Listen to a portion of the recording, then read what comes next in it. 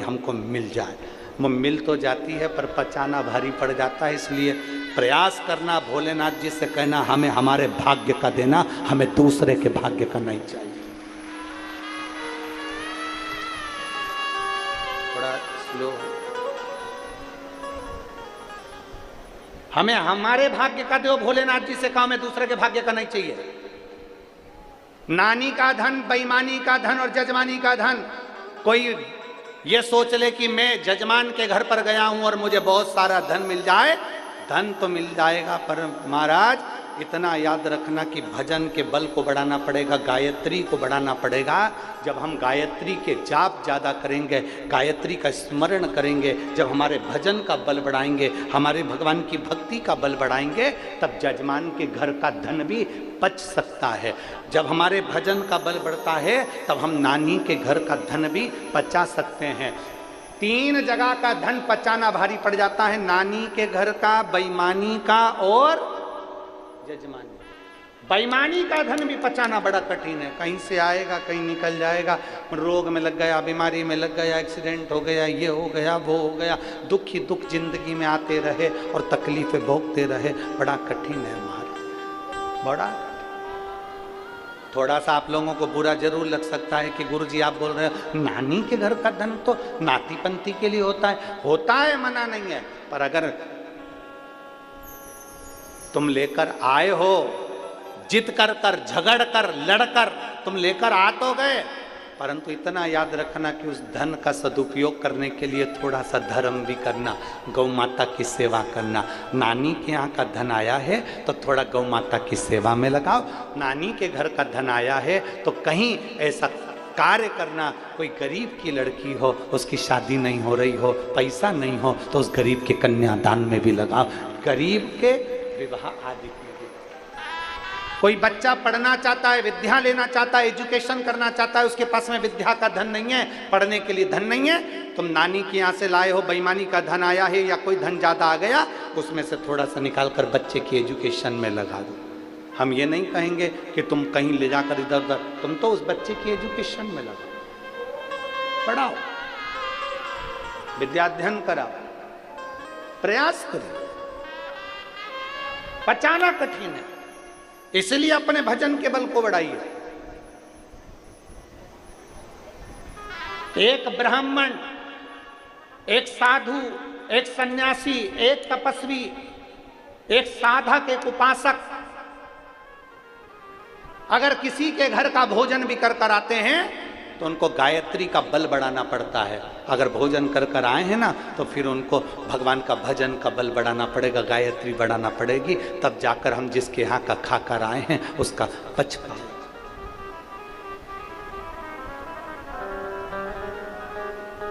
आप सबको मालूम है 7 दिन की कथा में से 4 दिन हम किसी से नहीं मिलते, और यहाँ जजमान बैठे हैं जिनके घर पर हम ठहरे, यजमान पत्नी भी बैठी हुई, इनसे पूछो, प्रकाश नंद किशोर जी से, उनकी धर्म पत्नी जी बैठी हुई हैं, लता जी, उनसे पूछिए, या फिर श्री ओम प्रकाश जी बैठे हैं, उनसे पूछिए, या उनकी धर्म पत्नी बैठी हैं सीमा जी, उनसे पूछिए, क्या गुरु जी इनसे मिले?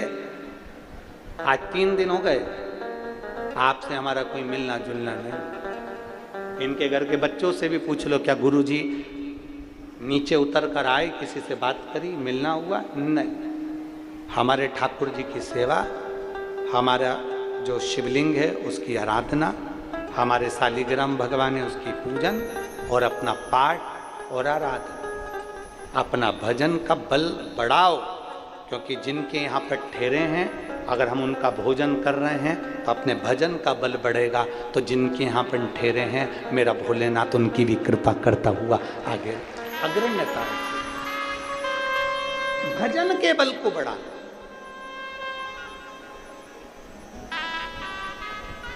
किसी भंडारे में से भोजन कर कर जाओ तो भजन के बल को बढ़ाओ। शिव महापुराण में आए हो, भंडारे का अगर भोजन कर रहे हो तो भजन का बल बढ़ाना। अपने घर जाना, जाने के बाद में शंकर जी को 1 लोटा जल चढ़ाना प्रारंभ करना, श्री शिवाय नमस्तुभ्यम बोलना प्रारंभ करना, क्योंकि हमने अन्न खाया है तो अपने भजन के बल को बढ़ाएंगे हम। अपने भजन के बल को बढ़ाओ, कैसा भी करो। कैसा भी करो पर करो। बहुत कठिन में पछता है हम, बहुत शिव महापुराण की कथा कर रही है, भगवान शंकर का चरित्र कर रहा है। शिव महापुराण की कथा कर रही है। भगवान देवाधिदेव महादेव ने समझाने का प्रयास किया ब्रह्मा जी को, देवाधिदेव महादेव ने समझाने का प्रयास किया था देवऋषि नारद को। नारद जी से भी भगवान शंकर ने कह दिया था, नारद तुमने कामदेव पर विजय प्राप्त कर ली, पर इतना याद रखना ये किसी के पास जाकर मत बोलना कि तुमने कामदेव पर विजय प्राप्त कर ली। पर नारद जी नहीं माने, अपने अहम में डूबे थे देवऋषि नारद। अपनी गुणवत्ता दिखाने के लिए भगवान नारायण के पास पहुंचे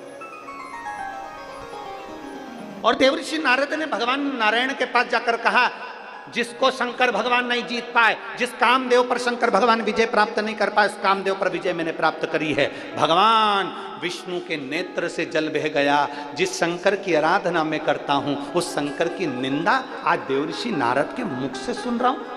शिव महापुराण की कथा कहती है, शंकर की निंदा करने वाला और शंकर की निंदा सुनने वाला, इन दोनों को पशु की योनि मिलती है, इन दोनों को पशु का मुख मिलता है।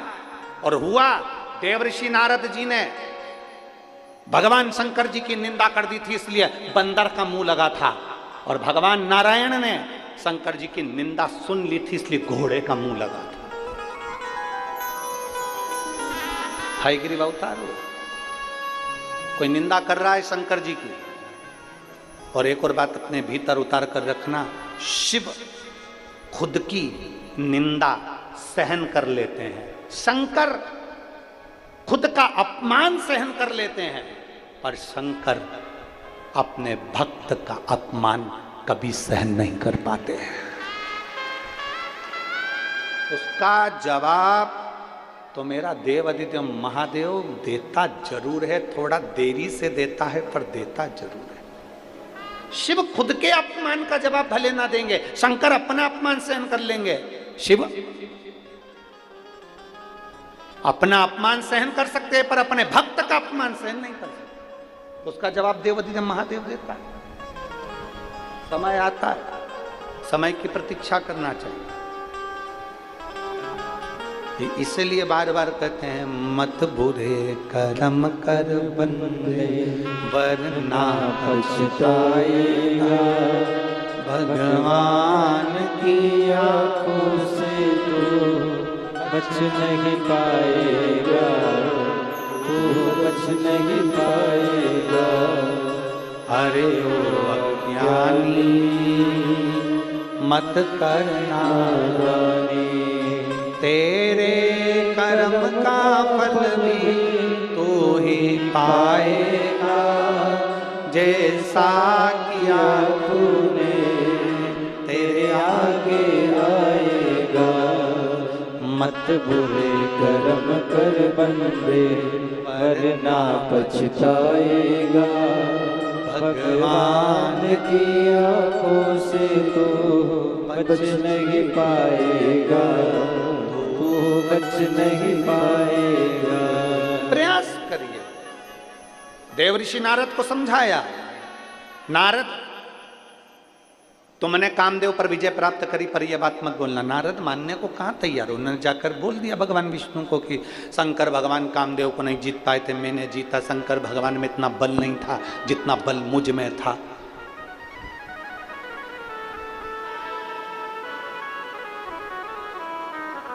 तुम कितने बड़े भी ज्ञानी बन जाओ, तुम कितने बड़े भी धनपति बन जाओ, तुम कितने बड़े भी करोड़पति अरबपति बन जाओ, और शिव महापुराण की कथा कहती है, कभी भी अपने धन का नशा मत बताना, कभी अपने ज्ञान का अभिमान प्रदर्शित मत करना।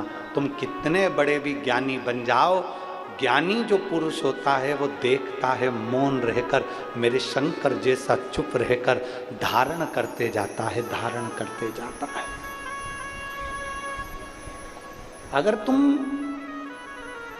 बहुत ज्ञानी हो और अपने ज्ञान का दिखावा कर रहे हो, तो तुम ये केवल आडंबर कर रहे हो, केवल आडंबर। तुम ज्ञानी हो, तुम में बहुत ज्ञान है, और तुम अगर उस ज्ञान का दिखावा कर रहे हो तो आडंबर कर रहे हो। दिखाना किसको चाहते हो? किसको बताना चाहिए?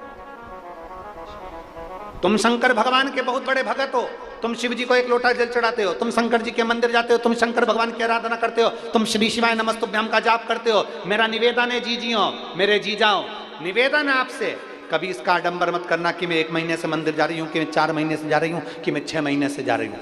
बाबा भोलेनाथ जी को धन्यवाद देना कि तूने मेरा शरीर अच्छा रखा है, इसलिए तेरे दरवाजे पर आ रही है।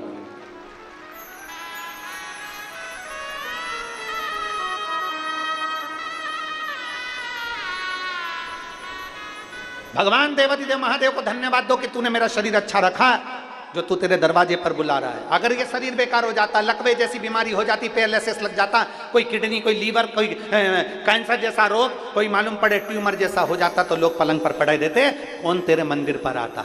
भोलेनाथ जी से कहते रहना, बाबा इतनी कृपा बना कर रखना कि मरते दम तक भी तेरे मंदिर पे बुलाते रहना। पलंग पर मत पटकना, जमीन पर मत पटकना, हॉस्पिटल में मत पटकना, तेरे दरवाजे पर बुलाते रहना। इस शरीर को चलाते रहना और तेरी चौखट पर बुलाते रहना। बाबा इस शरीर को दूसरे के अधीन मत करना। बाबा ऐसी कृपा करना कि मैं अपने कपड़ों को खुद पहन सकूं, मेरे कपड़े कोई दूसरे ना पहनाए, ऐसी अधीनता मत देना। हॉस्पिटल में ले जाकर मत पटक देना, कहीं किसी दशा में मत पटक देना। बाबा ऐसी कृपा करना कि मैं अपना काम खुद कर सकूं, अपने शरीर का प्रयोग मैं खुद करूं।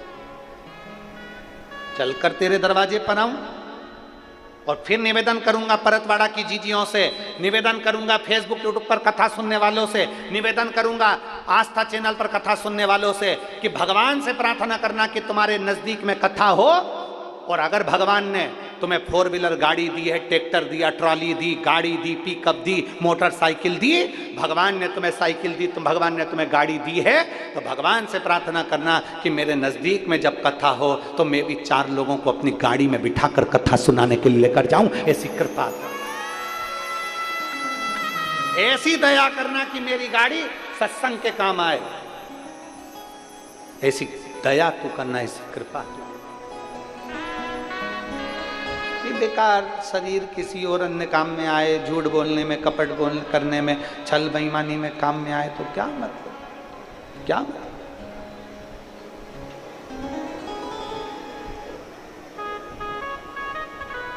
शिव की भक्ति में मन लग जाए, शिव की आराधना। और किस्मत वाले हो, परतवाड़ा वाले हो, अभी कथा 6 तारीख से चालू हुई है, सुबह 9:30 बजे से 12:30 बजे तक चलती है। 12 तारीख को विराम हो जाएगी। आज कौन सी तारीख हो गई? कितने दिन की कथा और बची है? 4 दिन। 12 तारीख को विराम हो जाएगी। 16 तारीख से कुरुद छत्तीसगढ़ में शिव महापुराण की कथा दोपहर में 2 बजे से 5 बजे तक प्रारंभ हो जाएगी। ये 12 तारीख को विराम होगी और 16 मई से छत्तीसगढ़ कुरुद में कथा प्रारंभ हो जाएगी दोपहर 2 बजे से 5 बजे। उस कथा का नाम हमने दिया गौरी शंकर शिवपुराण।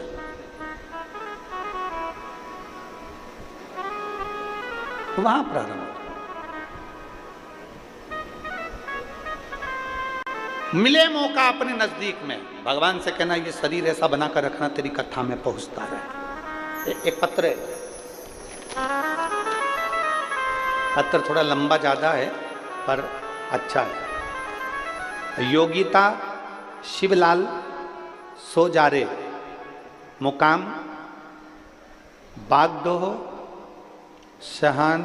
शहनूर, पोस्ट पत्थरोट, तहसील अचलपुर, जिला अमरावती। कहीं बैठी हो तो हाथ हिला सकती हैं, अगर कहीं बैठी हो तो हाथ हिला सकती हैं। योगिता शिवलाल सोजारे, मुकाम बागडोह, शहानूर, पत्थरोट, तहसील अचलपुर, जिला अमरावती। मेरा मोबाइल नंबर ये है। कहीं बैठी हैं? अच्छा दिख गए हो। श्री शिवाय नमस्ते।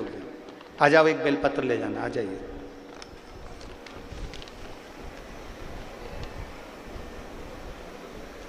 गुरुजी, मैं बाबा का क्या गुणगान करूं। मेरा शरीर बीमारियों से घिरा हुआ था चारों तरफ से, नौकरी भी नहीं और शादी भी नहीं हो रही थी। मैं आपकी कथा 2022 से सुन रही हूँ। मुझे थायराइड की गठान भी है। मेरा शरीर अचानक से चमड़ी सफ़ेद होना प्रारंभ हो गई और बड़ी तकलीफ में आ गया। शरीर में तकलीफ रहती, गठान अलग हो गई और चमड़ी भी सफ़ेद होने लगी। आपकी कथा मैंने मोबाइल पर सुनी और उसमें सुना कि भगवान के मंदिर में सफाई करने से शरीर का रोग ठीक होता है। मेरे नज़दीक में शिव जी का मंदिर है जहाँ हनुमान जी भी हैं। मैं मंदिर में जाती झाड़ू पोछा करना प्रारंभ कर दिया। अब मंदिर में झाड़ू पोछा करना प्रारंभ कर दिया तो धीरे धीरे मेरे शरीर का जो थायराइड की गठान थी वो भी गल गई और मेरा चमड़ी अपने असली रंग में आना प्रारंभ हो गई। गुरुदेव, पर वहाँ के किसी लोगों ने मंदिर के पंडित जी से कह दिया कि यहाँ पर एक महिला आती है और झाड़ू पोछा करती है, तो पंडित जी ने ताला लगा दिया और चाबी खुद रख ली। अब मुझे झाड़ू नहीं लगाने देते, पोछा नहीं लगाने देते। तब मैंने पंडित जी से निवेदन करा, पंडित जी मैंने सियोर वाले महाराज की कथा सुनी है, वो कहते हैं कि मंदिर में झाड़ू पोछा करने से, सफाई करने से शरीर का रोग समाप्त होता है। पंडित जी, मेरा थायराइड की गठान गल गई है और मेरे शरीर की जो सफ़ेद चमड़ी थी वो भी अपने असली रंग में आना चालू हो गई है। मुझे फिर मैंने निवेदन करा, बार बार विनती करी, तब गांव के लोगों ने भी उनसे निवेदन करा, तब पंडित जी ने चाबी देना प्रारंभ करी और मैंने झाड़ू पोछा करना प्रारंभ करा।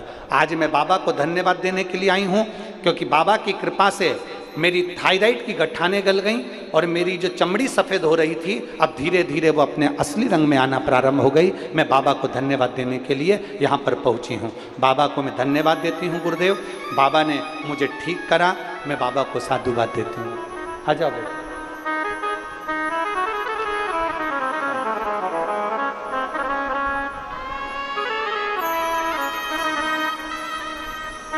ठीक है बेटा, धीरे धीरे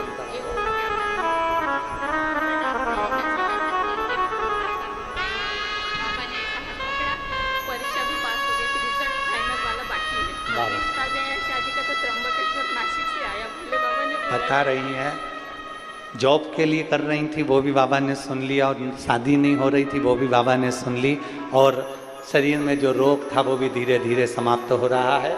यही शिव तत्व है। शंभु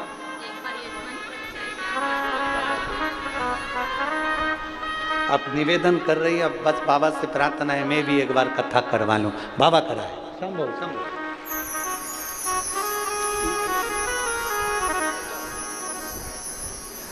और रिश्ता तेरा मेरा सबसे प्यारा, रिश्ता तेरा मेरा सबसे प्यारा।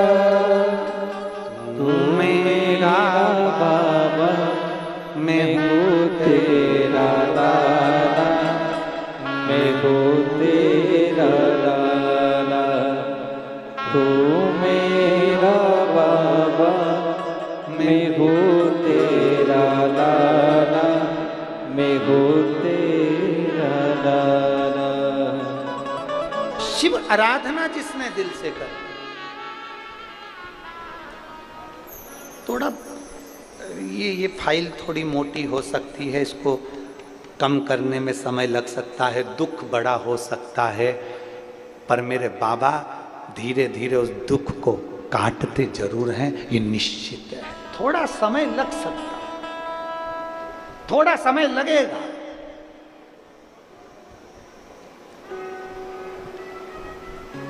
शिव भक्ति सरल नहीं है, शंकर को जानना सरल नहीं है। देव ऋषि नारद तक भगवान शिव को नहीं जान पाए थे, जाकर निंदा कर दी भगवान विष्णु के सामने और देव ऋषि नारद को बंदर का मुंह लगाना पड़ा। भगवान नारायण ने निंदा सुन ली तो घोड़े का मुंह लगाना पड़ा।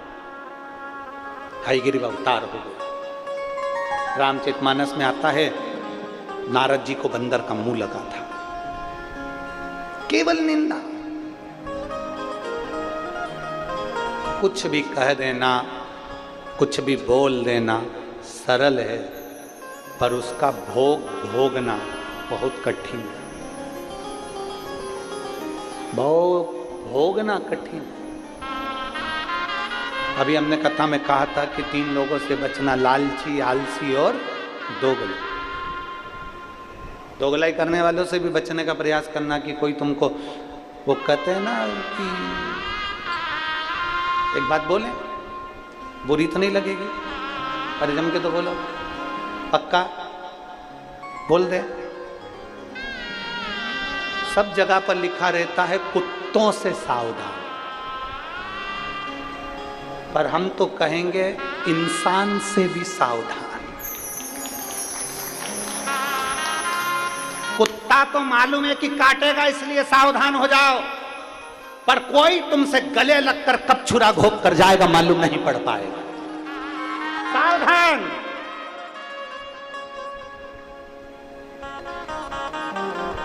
कई कई कई लोग आते हैं कथा के अंदर, भक्त आते हैं, भजन करने वाले आते हैं तो चोटते भी आते हैं।